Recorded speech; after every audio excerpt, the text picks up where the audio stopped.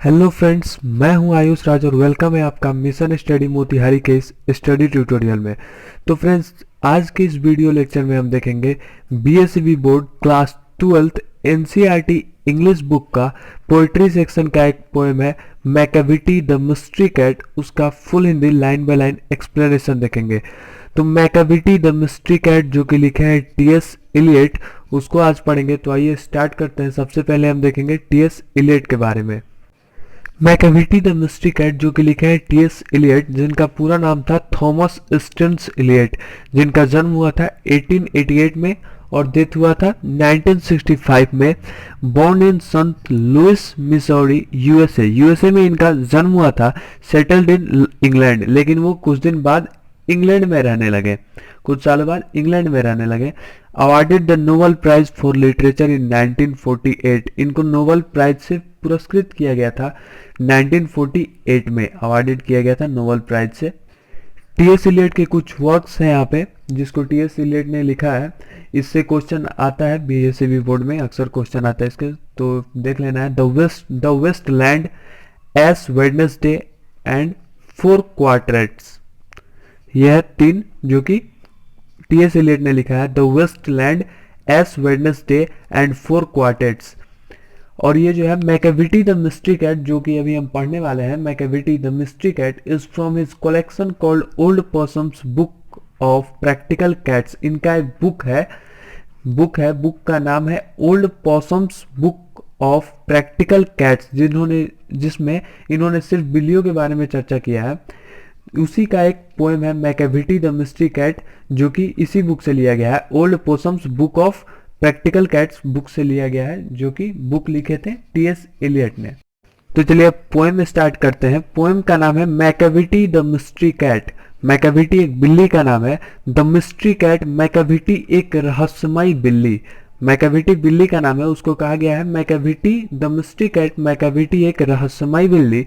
इसको रहस्यमयी क्यों कहा गया है वो आगे पोएम पढ़ने के बाद पता चलेगा। तो आइए स्टार्ट करते हैं। Macavity is a mystery cat, he is called the hidden paw, for he is the master criminal who can defy the law.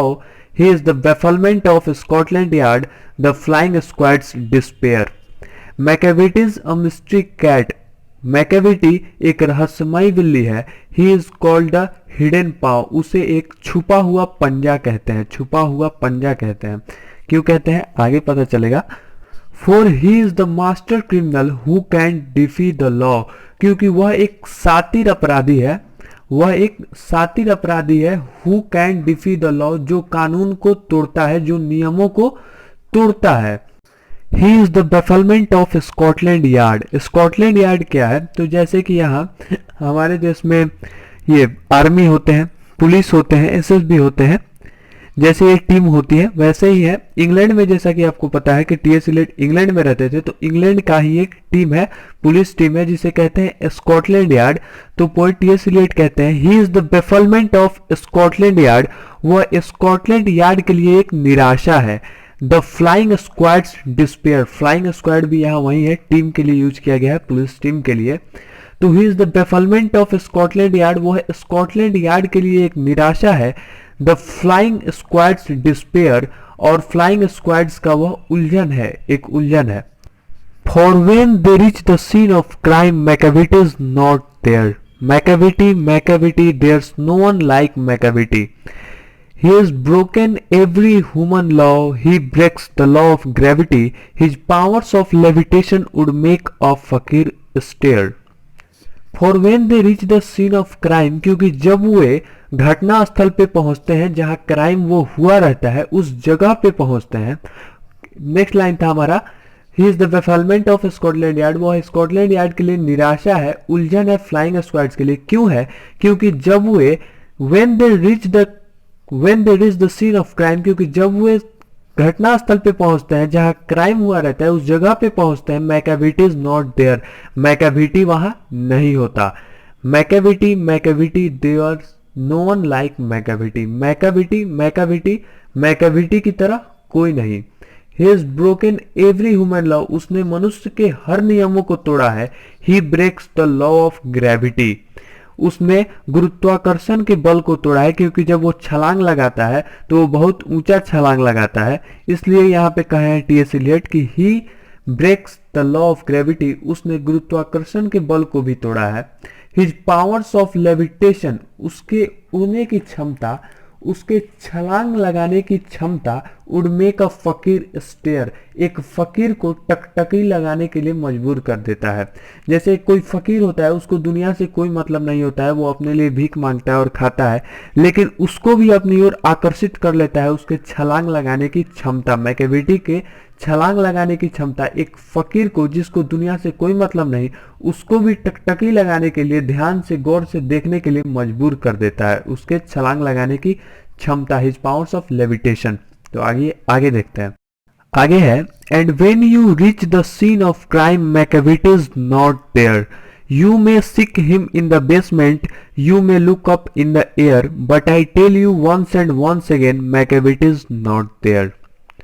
And when you reach the scene of crime, और जब आप घटना स्थल पे पहुंचते हो, जहां ये घटना हुआ है, कोई भी घटना हुआ है, जहां क्राइम हुआ है, अगर आप उस जगह पे पहुंचते हो, Macavity is not there, Macavity वहां नहीं होता। You may seek him in the basement, basement का मीनिंग होता है तहखाना, तो आप उसे तहखाने में देख सकते हैं। You may seek him in the basement, आप उसे तहखाने में देख सकते हैं। You may look up in the air, आप उसे हवा में भी देख सकते हैं। But I tell you once and once again, लेकिन मैं फिर से बार बार कहता हूं आपसे, Macavity is not there, Macavity वहां नहीं होता। तो आइए देखते हैं आगे। नेक्स्ट है, Macavity is a ginger cat, he is very tall and thin, you would know him if you saw him, for his eyes are sunken in, his brow is deeply lined with thoughts, his head is highly domed। तो Macavity is a ginger cat, Macavity एक भूरी बिल्ली है। He is very tall and thin, वह बहुत लंबी और दुबली है, पतली है।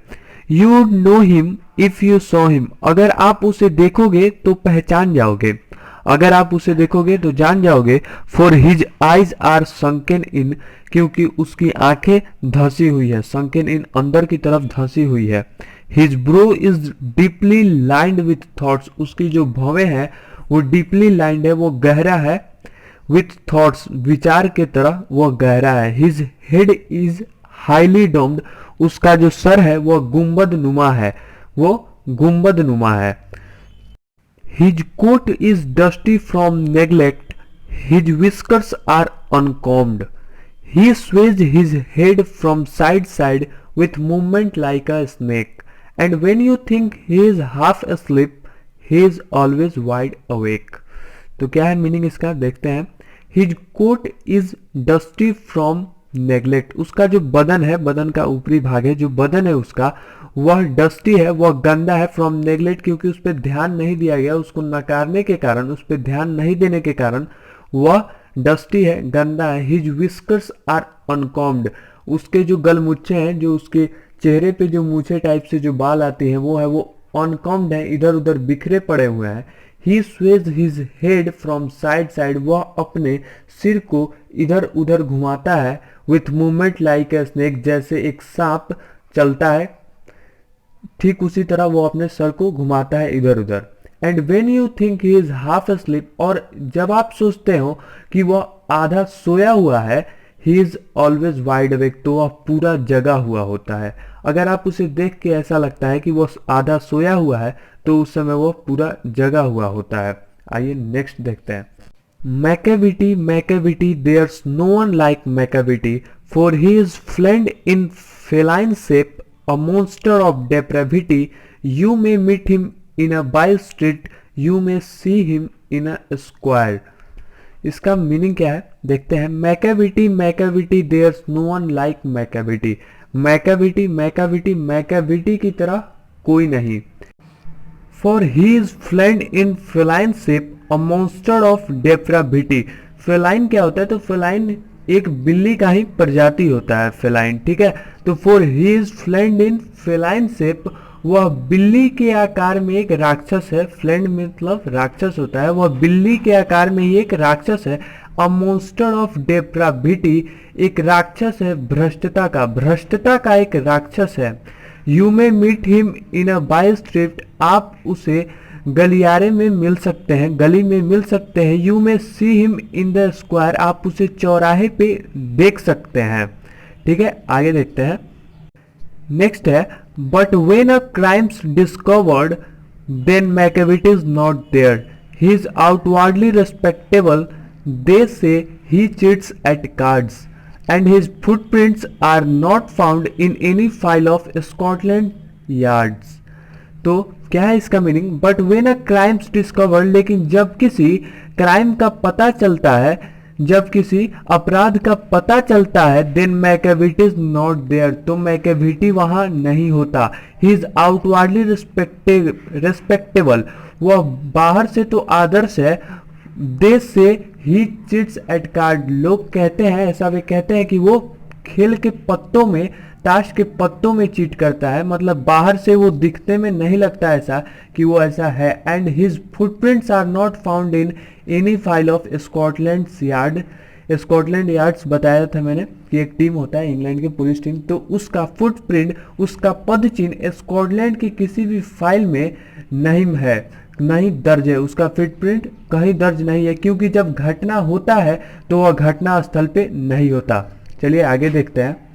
And when the larders looted or the jewel case is rifled or when the milk is missing or another pigs being stifled or the greenhouse glass is broken and the trellis past repair। समझते हैं क्या है meaning इसका।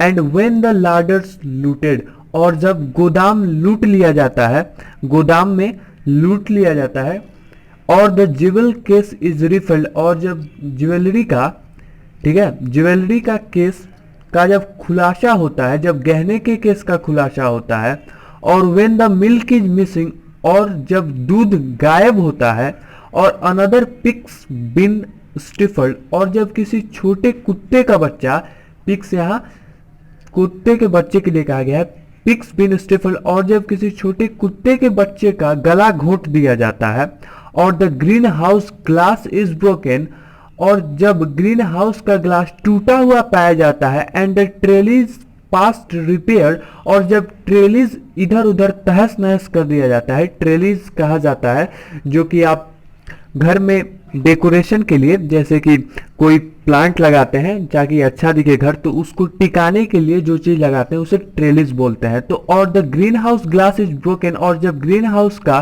कांच टूटा हुआ पाया जाता है, and the trellis past repair, और जब ट्रेलिस इधर उधर तहस नहस पाया जाता है तो क्या होता है, आइए देखते हैं।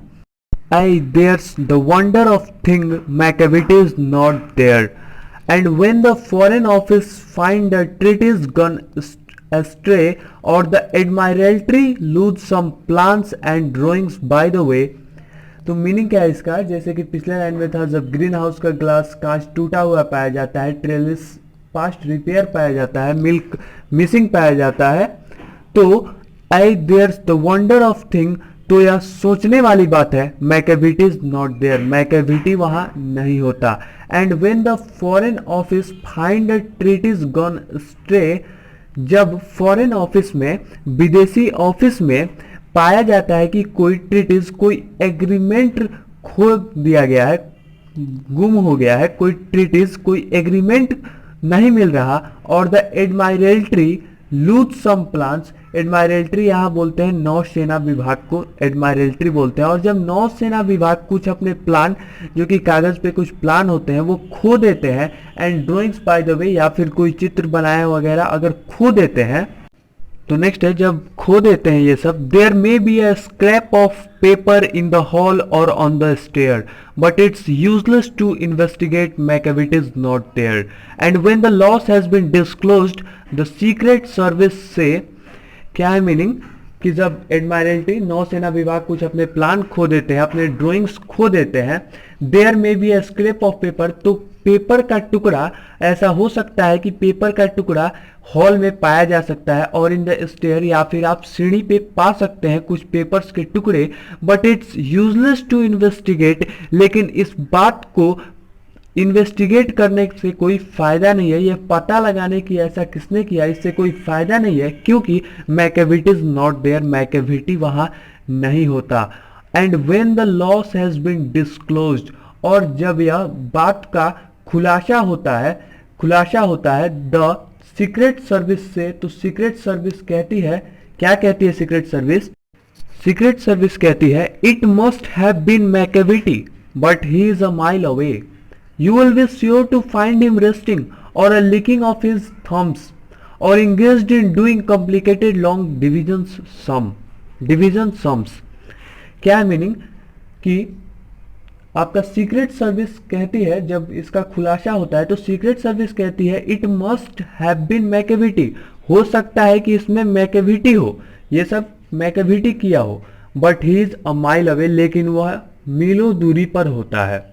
You will be sure to find him resting, आप उसे आराम करते हुए पा सकते हैं, और licking of his thumbs, या फिर अपने अंगूठे को चाटते हुए पा सकते हैं, और engaged in doing complicated long division sums, या फिर आप कुछ जटिल कामें करते हुए, कामों में बिजी उसे पा सकते हैं, उसमें लगा हुआ है, कोई जटिल काम में लगे हुए पा सकते हैं, या फिर रेस्ट करते हुए पा सकते हैं, या फिर अपने थंब को लिक करते हुए, चाटते हुए पा सकते हैं उसे, लेकिन वह मीलों दूरी होता है। आइए देखते हैं आगे। नेक्स्ट है हमारा Macavity, Macavity there's no one like Macavity, there never was a cat of such deceitfulness and suavity, he always has an alibi and one or two to spare at whatever time the deed took place। Meaning क्या है इसका? Macavity, Macavity there's no one like Macavity, Macavity, Macavity, Macavity की तरह कोई नहीं, there never was a cat of such deceitfulness and suavity, आज तक ऐसा कोई बिल्ली नहीं हुआ ऐसी धोखेबाज और सीधी, दिखने में सीधी और धोखेबाज बिल्ली आज तक कहीं नहीं पाया गया। ही ऑलवेज हैज एन एलिबी, उसके पास हमेशा एक न एक बहाना होता है, एंड वन और टू टू स्पेयर, और एक या दो तरीका होता है बच निकलने का। At whatever time the deed took place, जब भी कोई घटना होता है, जब भी कोई काम होता है, जब भी कोई अपराध होता है, उसके पास एक या दो तरीका जरूर होता है बच निकलने का, और एक बहाना जरूर होता है। नेक्स्ट है Macavity wasn't there and they say that all the cats whose wicked deeds are widely known, I might mention Mungojerrie, I might mention Griddlebone. तो क्या है मीनिंग कि जब कभी भी अपराध का पता लगता है, मैकेविटी वाजंट देयर, मैकेविटी वहां नहीं होता, and they say that all the cats whose, और वे कहते हैं कि जितने भी बिल्लियां हैं जिनके wicked deeds are widely known, जिनके दुष्टकर्म प्रकार से जिनके दुष्टकर्म सभी जाने जाते हैं, and they say that all the cats, जितने ही बिल्ली हैं जिनके दुष्ट कर्म है, जो कि जाने जाते हैं अपने दुष्ट कर्म के लिए, आई माइट मेंशन, तो मैं उसमें नाम लेना चाहूंगा मुंगोजेरी, आई माइट मेंशन ग्रिडलबोन। तो ये दोनों बिल्ली का नाम है। इससे क्वेश्चन आ सकता है कि कौन से दो बिल्ली का नाम कवि ने मेंशन किया यहाँ उनके दुष्ट कर्म के लिए, उनके विक्ड डिड्स के लिए, तो मुंगोजेरी और ग्रिडलबोन। नेक्स्ट है, आइए आगे देखते हैं, लास्ट है। नेक्स्ट है are nothing more than agents for the cat who all the time just controls their operations, the Napoleon of crime. तो मीनिंग क्या है इसका? Are nothing more than agents for the cat, वो जो दो cat थे जो अपने दुष्ट कर्म के लिए जाने जाते हैं, जो अभी हमने पहले नाम पढ़ा, ग्रिडलबोन और मुंगोजेरी, ये जो दोनों थे, are nothing more than agents for the cat, वो मैकेविटी के लिए सिर्फ एजेंट के अलावा, उसके इशारे पे काम करने वाले के अलावा और कुछ नहीं थे।